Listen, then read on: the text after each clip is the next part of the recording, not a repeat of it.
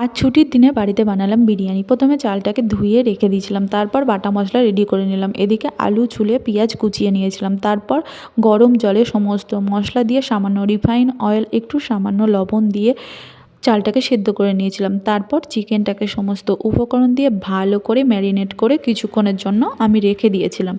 আর তারপরেই আমি তেলে ভেজে নিয়েছিলাম পেঁয়াজের বেরেস্তাটা। তারপরে আলুও ভেজে নিয়েছিলাম। ওই তেলেই দিয়ে দিলাম পেঁয়াজ, টমেটো। সেটা ভাজা ভাজা হলে বাটা মশলা দিয়ে ভালো করে নাড়াচাড়া করে দিয়ে দিলাম সামান্য একটু টক দই, আর তারপরেই চিকেন দিয়ে চিকেনটাকে ভালো করে কষিয়ে নিলাম।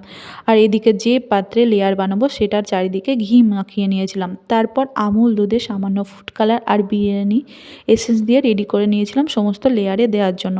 এরপর সমস্ত লেয়ারে চাল, বেরেস্তা, চিকেন, ধনেপাতা, বিরিয়ানি মশলা আর সামান্য করে ঘি দিয়ে লেয়ার রেডি করে সেটাকে ভাপে দিয়ে দিলাম 20 মিনিটের জন্য। বিরিয়ানি তারপর রেডি।